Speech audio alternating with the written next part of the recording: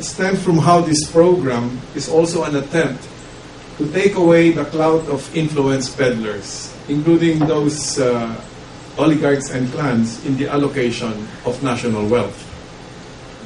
But let me disabuse impressions that CCT is the end-all or be-all solution to poverty by the Aquino administration. A complete package of social services is funded amply in the national budget to make CCT a meaningful program. For example, we increased the budget of the Department of Education by about 32 billion pesos, the largest it has had in over a decade, so that we may significantly address lingering gaps in basic education, the construction of 18,000 classrooms and hiring of more than 10,000 teachers, among others. On health, we have invested heavily in the Health Facilities Enhancement Program, increasing funding by more than twice to 7 billion for rural health facilities, particularly maternal health care services. We also expanded the immunization program to an increase in funding by almost 300% to 2.5 billion to benefit 2.5 million children and almost 1 million senior citizens. Again, these are efforts to provide direct, immediate, and substantial support to the poor, and in effect, cutting away their dependence on their traditional patrons. I also agree with Professor Johnston's proposition that the government will need to demonstrate that improvements are taking place. And I believe one effective way to do this is to ensure the dividends of good governance are delivered and outweigh the benefits received by tolerating corruption. Professor Johnston talks about publishing indicators and benchmarks of government performance as a trust-building exercise. With this, I stress the need to counter the existing culture of official secrecy. The Aquino government is firmly committed to transparency and accountability. Again, relative to budgeting, it is the first time that we are integrating special provisions to promote transparency and accountability in the reform budget of 2011. In particular, these provisions require all departments and agencies to post their approved budgets and the details of their fund releases and program implementation in their websites.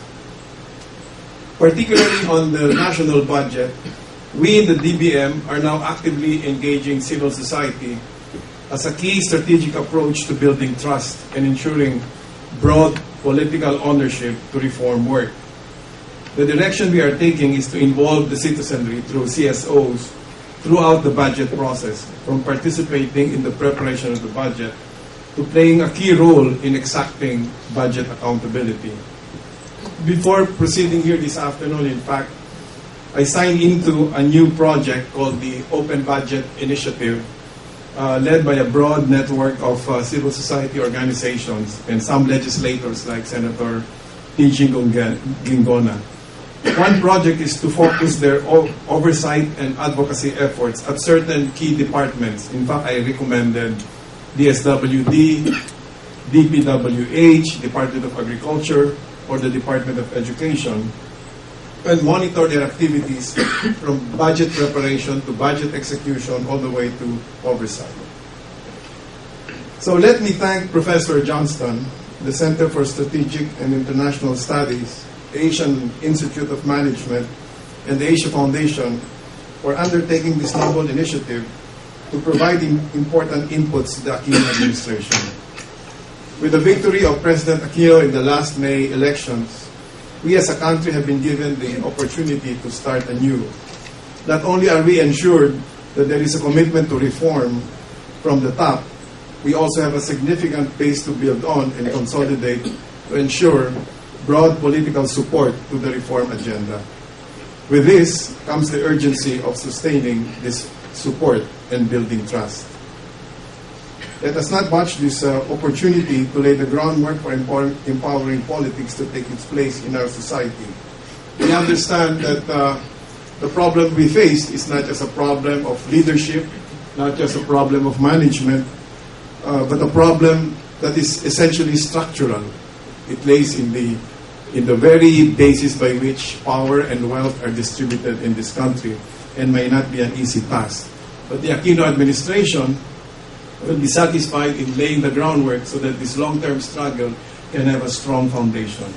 We have been dreaming for this day to come, and we would like to assure all of you that we will be fighting up to the very end. Thank you, and good evening to all of you.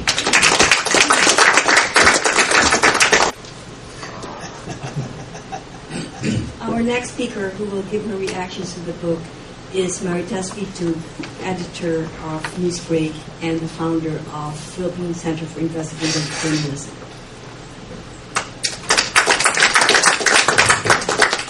Good evening, ladies and gentlemen. First, I'd like to give an on-the-ground feel of our first 4 months under the new president and see how and where this book of Professor Johnston can fit in. Ever since Gloria Arroyo left office, we've seen changes, most remarkably in style. The part about President Noynoy's inaugural speech that we liked so much was his no wang wang policy, referring to blaring sirens used by VIPs to skirt Manila's notorious traffic. Suddenly, our streets were free of wang-wangs as citizens with their cell phone cameras took photos of cars violating the sacred policy, put them on cyberspace, and gave notice to TV and print journalists. One of the vice president's escorts happened to use his wang-wang a day or so after his boss assumed office, and this was in the front page of a newspaper and on primetime TV news. Even the U.S. ambassador immediately followed and announced he was having his wang-wang dismantled. Before Noynoy moved to Malacanang Palace, he lived in his house in the suburb of Quezon City, which meant he had to go through Manila's streets daily to report to work. It took many by surprise that the presidential convoy stopped at red lights and his security guards had to stand outside the president's car and be on full alert. Once, the president even rolled down his glass window. The security people were in a daily nightmare. The no wang wang policy set and the example set by Noynoy of observing traffic lights, of not demanding any special treatment, has sent ripples. We hear anecdotes of traffic cops accosting drivers who violate one-way signs saying, even the president doesn't do this. The international airport is a good laboratory.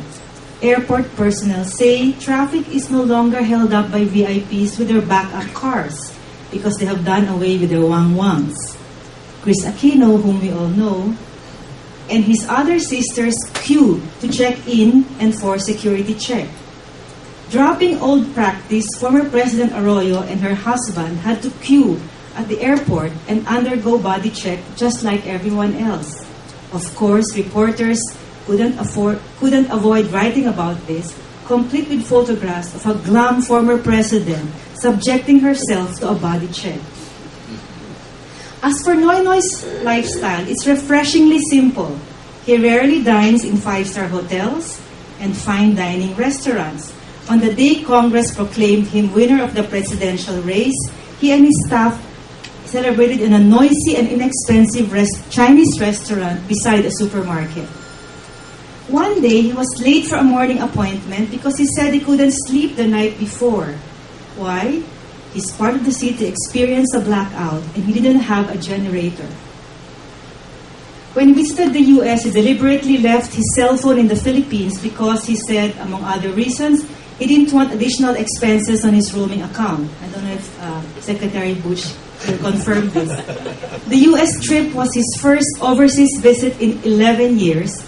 At the time he became president, he had an expired passport.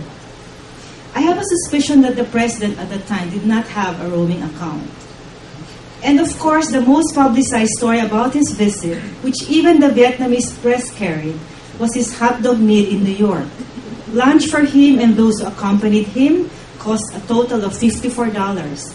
The subtext is, this is a great contrast to former President Arroyo's dinner at a Tony restaurant in New York, which cost taxpayers $20,000, or then at the time, 1 million pesos.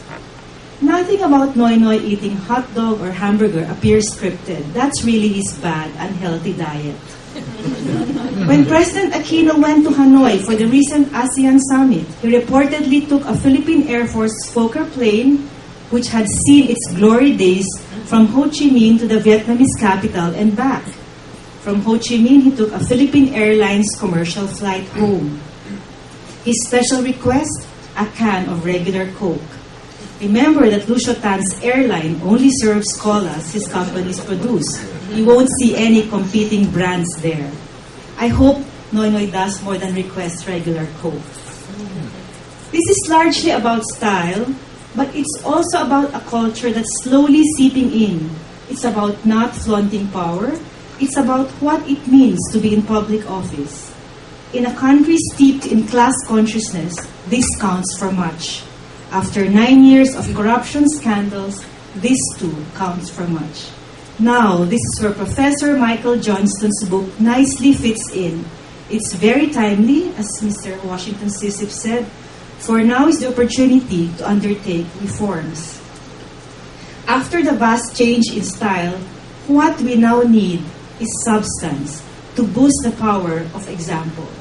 Professor Johnston's book comes in handy.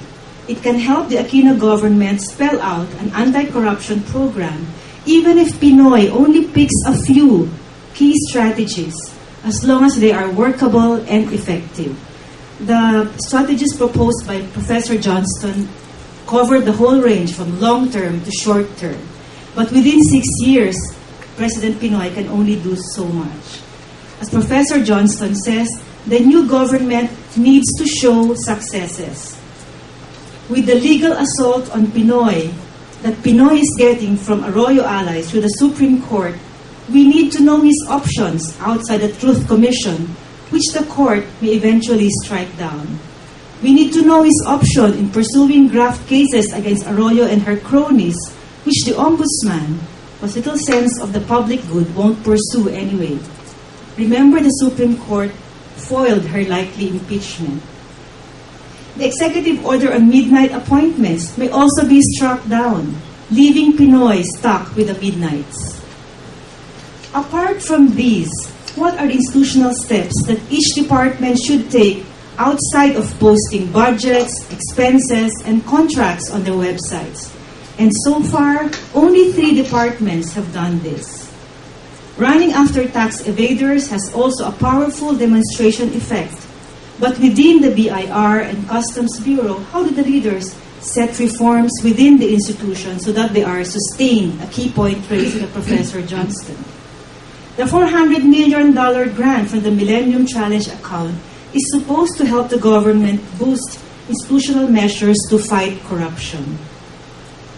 We and the public may be aware of these disparate measures to stem corruption, but getting the full picture from Pinoy with targeted accomplishments for each department will definitely strengthen his power of example and boost his style. Here, Professor Johnston gives a lot of details. The key is institutionalizing reforms so that whoever takes over the departments is able to continue these steps and sustain them. At the same time, Professor Johnston stresses that Pinoy's government has to show immediate results so that he gets public support for the long term.